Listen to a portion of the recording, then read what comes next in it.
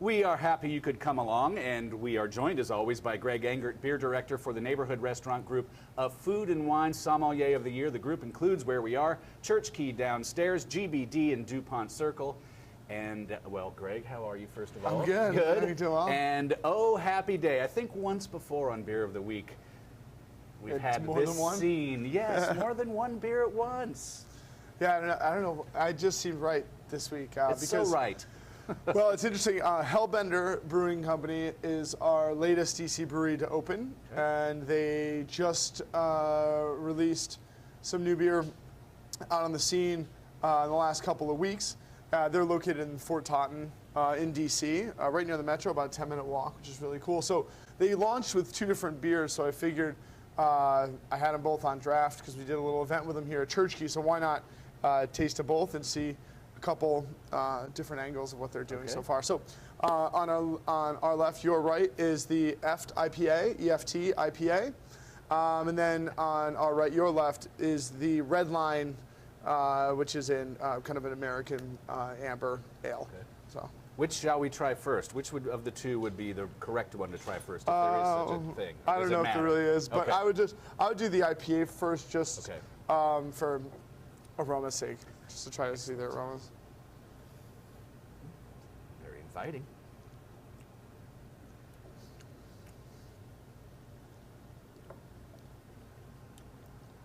That's nice. Interesting taste. I can't put my finger on what the taste is that you don't normally find in an IPA.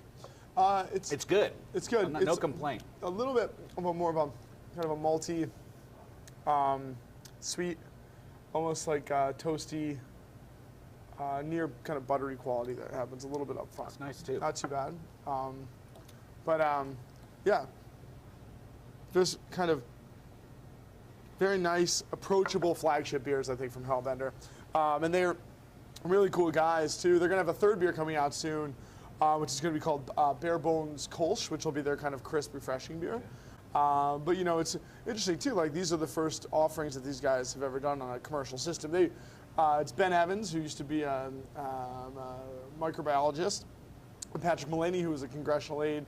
They've been friends forever, living in D.C. for a long time, and home brewing for a number of years. So they just finally secured their brewing permits and licenses. They had to get, opening a brewery in DC can be very difficult. They got to get lots of different licenses and things like that. So we finally rolled some beer off the system, and I think they're nice beers. They're very cleansing, crisp beers, lots of flavor, and definitely distinct notes between the two of them too. Like this is your IPA, very aromatic, good bit of bitterness, but the red ale is definitely very malt forward as well.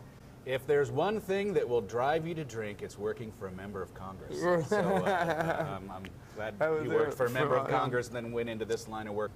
What would you pair these with? So I do think, the thing, IPA is interesting to come to the table with today because there's so many IPAs, right? But an amber like this that is malt forward with a little bit of a kind of cascade hop quality here, I think this could do very well in the city. We don't really have a local amber yet. You know, this can battle with the amber lager class of Devil's Backbone, Vienna, Sam Adams, Brooklyn Lager, Fat Tire, obviously, from amber ale category. But it's very food friendly, and it's great for people who just go, I want something amber. So, I mean, it's going to work well. So when I have these two in front of me, I'm thinking for the amber with less bitterness, this is great for your bar food. Everything, you know, from burgers to steak frites, fried chicken. There's enough rich sweetness here. It's going to be really great with that, with the roasted exterior of steaks, the fat of the fried chicken, burgers, and then just enough hop bitterness to kind of dig in. Also, actually, these ambers are awesome with pizza. They can work nice with the fruity sweetness of tomatoes and balance against acidity.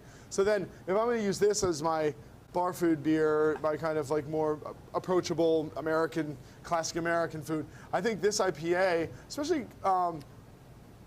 because it does have a little bit of that nice like floral citrus quality in the nose. I've been thinking more about these more and more with ethnic cuisine, because ethnic cuisine is not necessarily too spicy, and Americans are changing their IPAs so that they're less bitter and more aromatic. Bitterness and spice kind of heat up together, so Less bitterness, more aromatics like we get here. I think really works well with like Indian food, which I've been eating a lot of recently. You know, you get like that coriander or tamarind quality is great with that floral. Citrus Thai food as well could work that way. And Mexican. I think, and I'm just looking at the colors here even, like thinking meat, richness on the right, and then kind of light floral, so like fish tacos and you know, seafood-based Thai, things like that. All right. Welcome, Hellbender. Greg, thank you as always. Thank you. Everyone, please always do drink responsibly and be sure to bring your thirst next time for another beer of the week.